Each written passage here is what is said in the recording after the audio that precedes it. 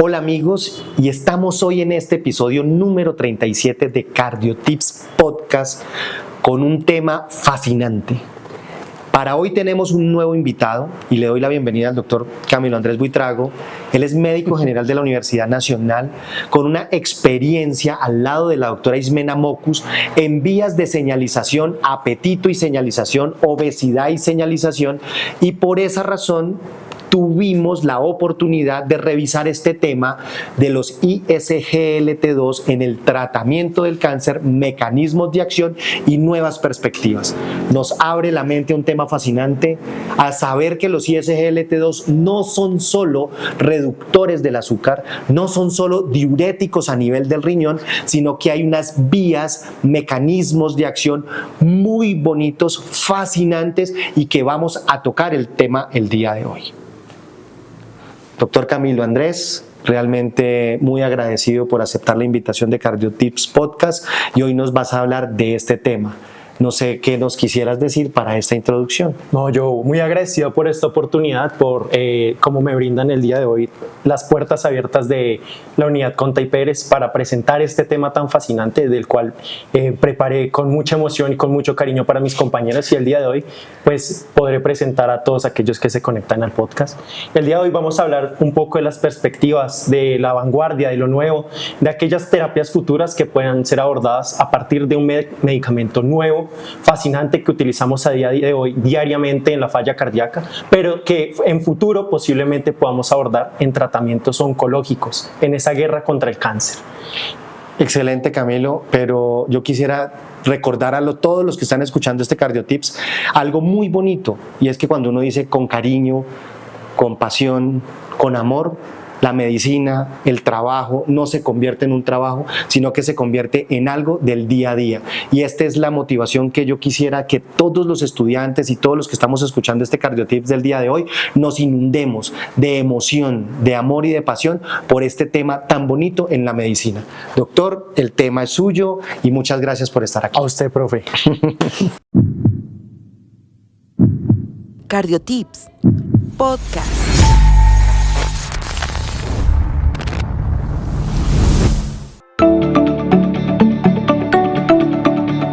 Como ya mencionamos previamente en la introducción, el día de hoy vamos a mencionar un poco de lo que es la vanguardia en el tratamiento y las investigaciones del ISGLT2, y siguiendo con la línea de los CardioTips del profesor Conta en la cardioprotección y en la cardiooncología, pues vamos a mencionar un poco el tratamiento a partir de ellos. Hoy les traigo como presentación ISGLT2 en el tratamiento del cáncer, mecanismo de acción y nuevas perspectivas para este tratamiento. Mi nombre es Camilo Buitrago y bienvenidos. La revisión que vamos a ver el día de hoy sale a partir de este artículo dado en la revisión de Cancers de mano del Dr. Dudka de la Universidad de Polonia, donde pues a partir de esto introducimos un índice dado por introducción, los ensayos clínicos en ISGLT2 y cáncer, mecanismos de acción y anticancerígenos, ISGLT2 y otros anticancerígenos, y finalmente unas conclusiones para redondear el tema. A partir de la introducción, todo sucede a partir del efecto Warburg, donde se da la hipótesis que disminuir los flujos de recaptación de glucosa en las células oncológicas, sabiendo que estas generan un switch metabólico debido a los altos requerimientos energéticos para la desviación a la vía del lactato, en propósito de impedir el crecimiento, la proliferación y la adecuada recaptación energética para su funcionamiento. Podría impedir en un futuro pues generar una actividad disminuida para generar de esta manera una menor proliferación, y que los pronósticos en estos pacientes pudieran ser mucho mayores, mucho mejores y más benéficos. A partir de esto se genera pues una serie de revisiones a partir de diferentes metaanálisis, debido a que pues está la hipótesis asociada de que los niveles incrementados de glucosa podían ser repercutidos y podían verse asociados en los incrementos de cáncer vesical. Recordemos que la inhibición del flujo de la recaptación del importador sodio-glucosa podía permitir las cantidades incrementadas de concentraciones en orina de glucosa, de manera que podía estar asociado al cáncer vesical. Lo que se dieron cuenta mediante esta revisión de diferentes metaanálisis, como pueden ver poblaciones bastante significativas y una proporción muy significativa a sí mismo, perdonen la redundancia, pues es que se dieron cuenta que no había una asociación ni factores consecuentes que pudieran verse asociados con el desarrollo de cáncer vesical y el uso de SGLT2 de esta manera, por lo que se dieron a la tarea de continuar con la investigación y investigar las diferentes vías moleculares que podrían estar implicadas. Los mecanismos de acción que vamos a revisar en la charla de hoy son la inhibición de la beta-catenina, la acción de la AMP quinasa, la inhibición de la síntesis de RNA y DNA, actividades antiangiogénicas, la inhibición del flujo de sodio, alteración del metabolismo de la glutamina, la inhibición del factor de crecimiento epidermal y la reducción de la adhesión celular de estas células. Pues aquí una imagen muy importante para mí es del El viejo y el mar de Ernest Hemingway, una lectura recomendada para todos ustedes. Empecemos un poco con la vía de la beta-catenina, recordando que este es un cofactor asociado a los receptores serpentinados en la membrana celular, que en su disociación de la E-caderina a la llegada de la WNT permite su viaje por medio del citoplasma y su traslocación al interior del núcleo para permitir la proliferación celular al estimular la ciclina D1 y el factor de transcripción TRSPC6. De esta manera se permite la proliferación y el desarrollo celular en la célula oncológica. Se dieron cuenta que las concentraciones de glucosa estaban asociadas a la translocación nuclear de esta, por lo que pues la primera hipótesis generada es a partir de los ISGLT2 y la reducción de los flujos de glucosa al interior de la célula se podía impedir la translocación de este cofactor. Se dieron cuenta que sí, la forma beta-catenina en ausencia de glucosa se fosforilaba y permitía su degradación proteosómica. La otra cosa es que aquí no se queda el efecto de las ISGLT2. Se dieron cuenta que en ratones knockout de los canales GLUT3 y SGLT1 y SGLT2 se dieron cuenta que adicionalmente a este efecto de bloqueo de los importadores también permitía la inhibición de la fosfoquinasa 2A, la fosfatasa 2A, qué pena, que permitía la fosforilación de la beta-catenina para provocar su efecto de transcripción. Al inhibir este cofactor se permitía la degradación proteosómica de este, ya que estaba en su forma inactivada. De manera que tenemos un primer efecto no asociado a los flujos de glucosa dentro de las células oncológicas. El siguiente efecto son los múltiples vías y los pasos que podían permitir los incrementos de AMP quinasa, de los cuales ya vamos a hacer mención uno a uno dentro de los más importantes, como pueden ver en pantalla, a partir de la inhibición del complejo 1 de la cadena transportadora de electrones y de la ATP sintasa F1 en la cadena de transporte mitocondrial. Adicionalmente, mediante los incrementos de AMP quinasa, permitía la supresión de lo que es la proteína de unión de esterol 1 o SRBP1 y, entre otros, el arresto del ciclo celular, entre otros efectos. Vamos a revisar un poco a profundidad lo que son estos efectos. Lo principal, recordar que las disminuciones de los niveles de ATP permitían el incremento en concentración de la relación de AMP a ATP, permitiendo que estos incrementos de la AMP incrementaran asimismo la AMP quinasa. ¿Qué provocaba el incremento de AMP quinasa? Como pueden ver, tres vías principales se vieron estudiadas. La principal es la disminución de la actividad de la acetilcarboxilasa, que pues está asociado en la síntesis de ácidos grasos, lipogénesis, fosfolípidos, que pues son muy importantes en la proliferación celular, y como pueden ver, la disminución de esta síntesis disminuía la proliferación celular. Lo siguiente, como ya mencionamos, el SRBP1 está asociado a la esteroil CoA desaturasa 1. Esta lo que permite es la desaturación de los ácidos grasos poliinsaturados, permitiendo que haya un incremento de los monoinsaturados. ¿Qué pasa? La correlación entre monoinsaturados y poliinsaturados se ven asociados en la activación o en la inhibición de lo que es la ferroptosis. Entre mayor concentración de monoinsaturados, esta ferroptosis se veía inhibida, por lo que el impedir la desaturación de estas, incrementando la concentración de poliinsaturados, permitía guiar a la célula oncológica a una ferroptosis, recordando que la ferroptosis o muerte celular mediada por hierro es una de las terapias o los objetivos en la vanguardia del tratamiento oncológico. Entonces tenemos otra vía asociada a la disminución y la proliferación, y adicionalmente la muerte celular de estas células oncológicas. Lo siguiente en que se ha visto asociado el incremento en la actividad de la AMP quinasa es la fosforilación de la vía de la P70S6K, que está asociada a la vía mTOR. Como ustedes recordarán, la vía emetor está asociada a la supervivencia celular, impidiendo la apoptosis, de manera que impedir que se dé toda esta desenlace, toda esta señalización molecular que determina el emetor, pues impedía la supervivencia celular mediando la muerte celular programada. Esto como los primeros pasos asociados a los incrementos de la AMP quinasa.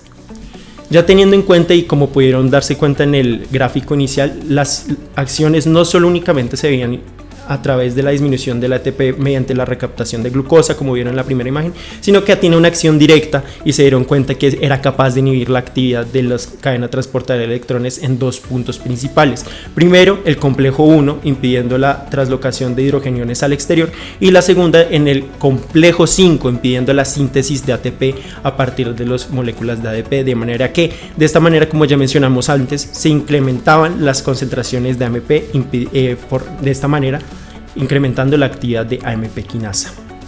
Lo siguiente es que no únicamente se ha visto que mediante transportadores o cofactores indirectamente podía generar la muerte celular, sino que también está involucrada en la inhibición y impidiendo la proliferación celular mediante un arresto directo en la síntesis de DNA o ARN o en la continuidad del ciclo de la meiosis o mitosis, mediante la inhibición de lo que se denomina el nucleósido difosfato quinasa 1 o NME1, como pueden ver en la parte superior de la pantalla, o pues que está asociado en la fosforilación de lo que es la NDP a la formación de NTP. ¿Qué pasa? Si no tenemos NTP, pues no hay forma de sintetizar DNA o RNA de esta manera. Lo siguiente, o una acción directa sobre el núcleo, es que el ISGLT2 era capaz de viajar directamente y traslocarse al núcleo, disminuyendo la actividad de lo que es la subunidad 2 DNA primasa, que se encarga de la transcripción del RNA mensajero, muy asociada también en la síntesis de estas dos cadenas, tanto DNA como RNA, generando un arresto celular, impidiendo su proliferación, su crecimiento, su replicación.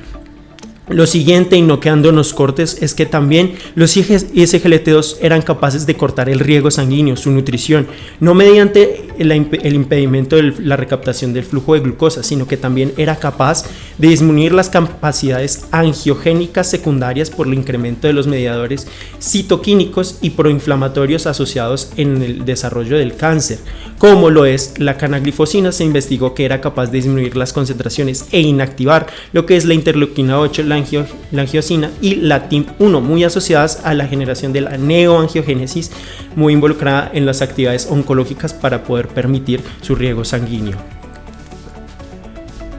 Otros de los efectos asociados, y pues como ya está muy descrito, la inhibición de la recaptación de los flujos de sodio, que pues como lo dice su nombre, por inhibición del importador SGLT2. Sin embargo, en un estudio en Japón se dieron cuenta que particularmente un fármaco de esta familia, que es la ipragliflozina, en ratones knockout del ISGLT2 era capaz de impedir que las captaciones de sodio por otras vías moleculares se dieran, de manera que inclusive en estos ratones donde no está el importador, donde está descrito, se impedía la recaptación, por lo que se disminuían las concentraciones intracelulares, de manera que por medio de este paso se generaba una inestabilidad mitocondrial de la membrana, por lo que se mediaba una muerte celular mediada por las vías celulares que ya conocemos, púas, pumas, entre otras.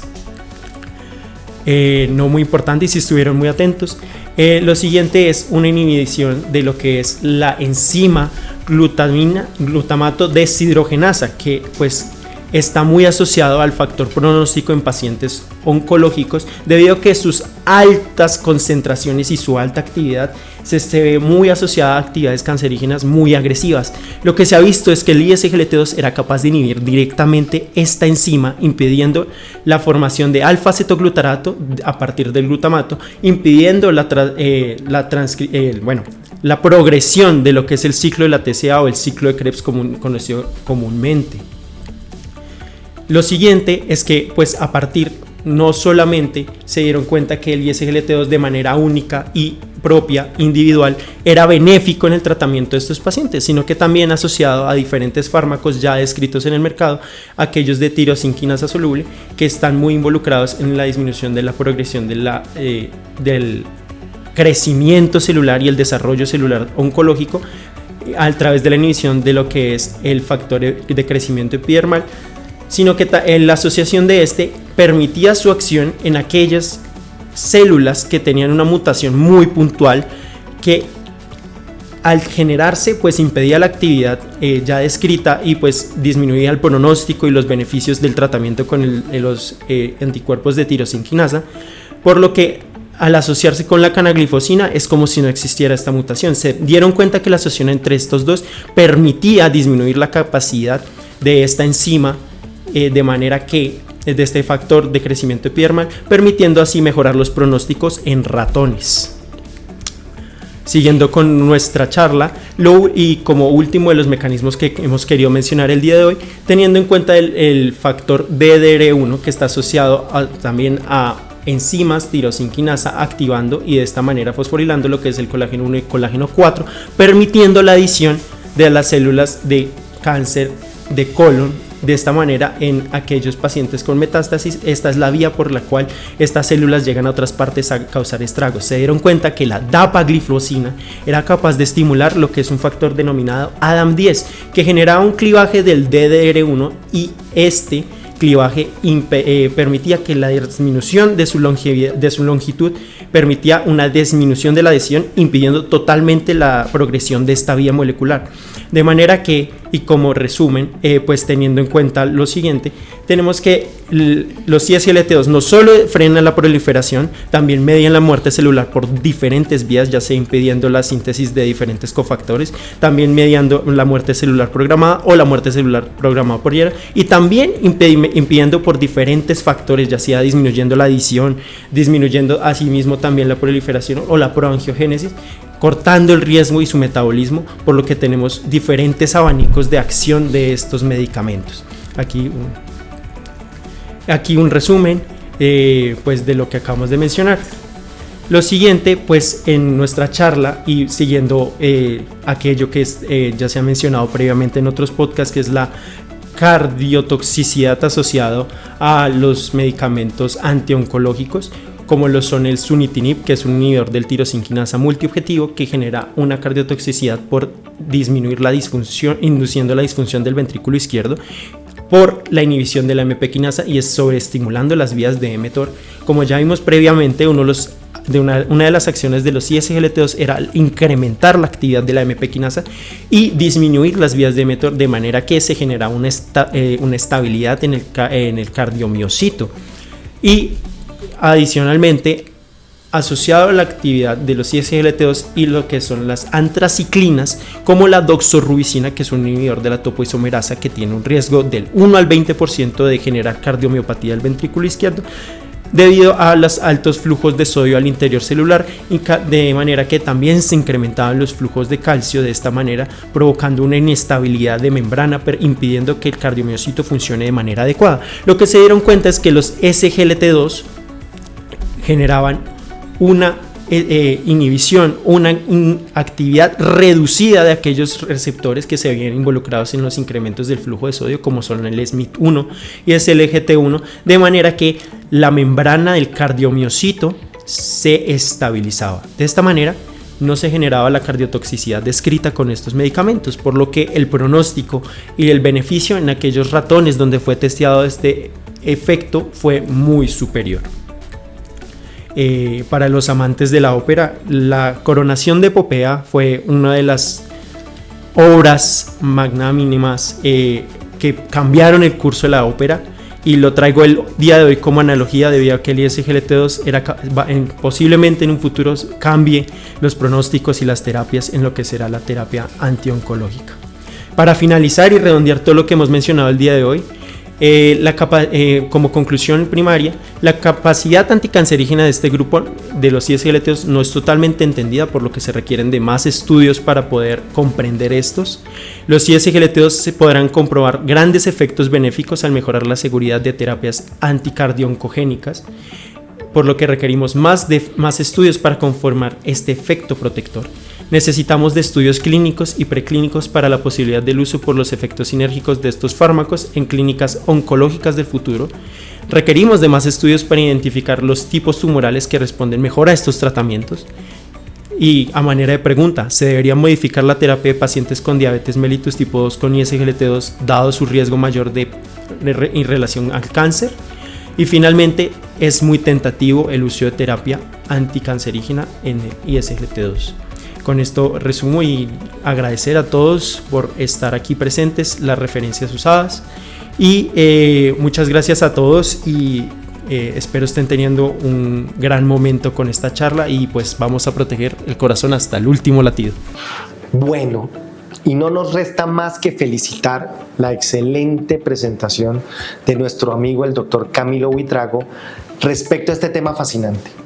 Realmente uno lo escucha, lo vuelve a leer, lo vuelve a revisar y nos abre una perspectiva muy grande de una puerta que parecía así de pequeña, pero cuando uno la abre es un mundo infinito respecto a los ISGLT2.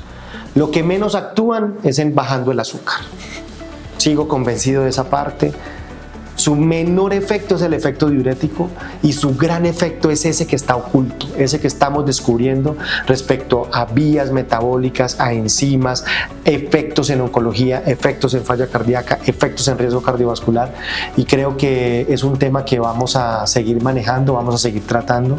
Al doctor Camilo, de verdad, muchas gracias por una excelente presentación. Es un hijo de la casa.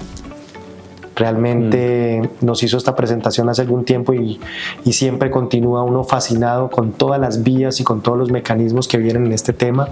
También es muy importante porque ya sacando y exponiendo un poquito el corazón del doctor Conta en este CardioTips, siento que el motivo por el cual CardioTips nació se está cumpliendo. Es ese, el de escuchar, el de aprender, el de revisar cosas, el revisar temas, y creo que con lo que hemos hecho últimamente sabemos que CardioTips Podcast no es del Dr. Conta. CardioTips Podcast es de ustedes, es de todos, y el que quiera participar con un tema fascinante, bienvenido. El que quiera preguntar o proponer un tema a futuro, bienvenido. Estamos en la disposición de crear, de hacer y de generar nuevas cosas. Invitarlos a todos en que todos podemos cambiar el mundo en un minuto. Invitarlos a todos en que las cosas imposibles se hacen posibles. Invitarlos a todos en que los límites no existen. E invitarlos a todos a que con compromiso, con dedicación, con amor, con pasión, podemos cambiar nuestro entorno. Ese es el mensaje de hoy. Realmente le agradezco, doctor Camilo. A usted, profe, por esta invitación. No, pero bienvenido, y en futuro yo sé que vamos a tener nuevos espacios. Sé que el doctor Camilo ha sido de la casa, rotó en el servicio de cardiología y le espera un futuro enorme, y que realmente como docente, como cardiólogo y como amigo, sé que vamos a tener y a obtener muchos logros y grandes cosas. También para motivar a los estudiantes, y quiero darle un saludo muy especial aquí a Esteban de Barranquilla, porque hace un tiempo me hizo la propuesta, creo que fue en febrero, de que habláramos del síndrome cardiorrenal. Y los invito porque a partir del próximo viernes vamos a estar escuchando el especial de síndrome cardiorrenal. Vamos a hablar en generalidades, tipo 1, tipo 2, tipo 3, tipo 4, tipo 5. Vamos a hablar de cosas fenomenales, de taponamiento renal, de hipoperfusión, de falla cardíaca aguda, de compromiso renal por múltiples causas asociados a sepsis, a muchas cosas, que creo que el corazón hace parte de ese grupo fundamental del síndrome cardiorrenal, y vamos a tener unos invitados de lujo.